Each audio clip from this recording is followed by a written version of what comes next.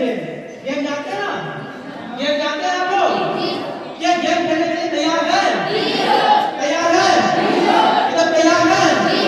चलिए अब वो गेम है बॉयज वर्सेस गर्ल्स। देखते हैं कौन जीतता। गेम नॉर्मल सा है और गेम के माध्यम से हम जानेंगे कि किसके अंदर ज्यादा फोकस है। फोकस कहा जाए तो कंसिस्टेंसी का भी आता है। Consistency is the key of success. निरंतरता ही सफलता की कुंजी है। तो क्या आप फोकस को ध्यान में रखने के लिए तैयार है? तैयार है? चलिए इसी एनर्जी के साथ फिर शुरू करते हैं। अब आपके लिए उल्टा करना है। क्या करना है? उल्टा करना है। जैसे हम बोलेंगे चाचा, आपको बोलना है चाची, दोनों को बोलना है। हम बोलेंगे दादा, आपको बोलना है दादी।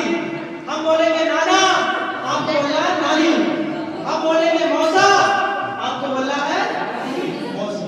तैयार है? देखते हैं कितना फोकस है। उसके बाद आगे बढ़ते हैं। दादा, दादा, दादा, नाना, नाना, चाचा, चाचा, पापा, पापी, पापी। फोकस नहीं है भाई, फोकस नहीं है। पापा के साथ पापी को रखोगे, मम्मी नाराज हो जाएगी। फोकस नहीं है भाई।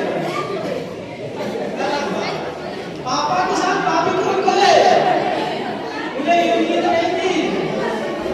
पीछे बताया था हमारे महान अतिथि ने क्या मम्मी को ज्यादा प्यार करते हैं पापा को। अब ये सिद्ध हो गया कि मम्मी को ज्यादा प्यार करते हैं क्योंकि पापा के साथ पापी को रखते हैं। ये गलत बात है। फिलहाल ऐसा कुछ नहीं एक्टिविटी की गई थी कि आपका फोकस कितना है। अब बात करते हैं दरबार सिंह के फार्मूले पर। फिर यहाँ पर मैं महान हस्तियों का मैं ट्रीट करूंगा, जारी दिखाऊंगा। ठीक है? क्योंकि समय की सीमा है। दरबार सिंह का फार्मूला क्या कहता है?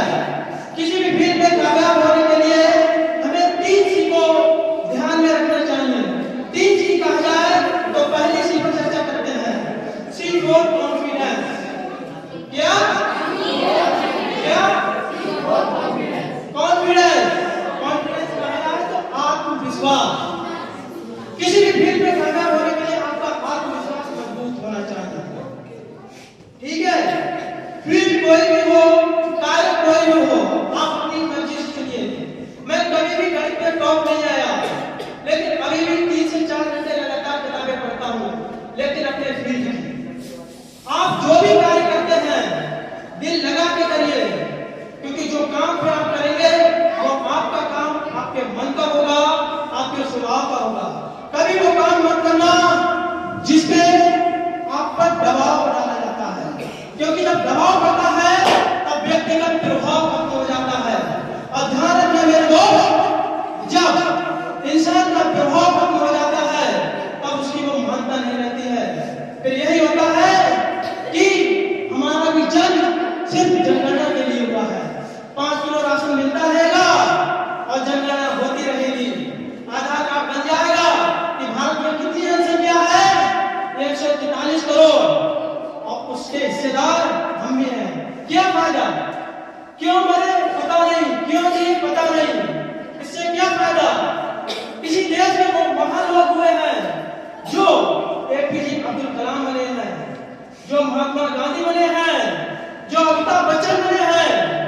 आप अमिताभ बच्चन से बहुत बड़ी सीख ले सकते हैं, जिनकी 17 फ्लॉप हो गई थी। 17 बार अपने जीवन में फेलियर उन्होंने अपने जीवन का हिस्सा बना लिया, और वो व्यक्ति अपनी मिट्टी से खड़ा होता है। और आप बहुत बड़ा एपिसोड हम सब लोग सुनते हैं, कौन बनेगा करोड़पति। ध्यान रखना मेरे दोस्त, सफलता कभी एक बार नहीं मिलती, क्योंकि जब तक हम असफलता के लिए जीवन का हिस्सा नहीं बनाएंगे तब तक सफल किसी कीमत पर नहीं हो सकते। अब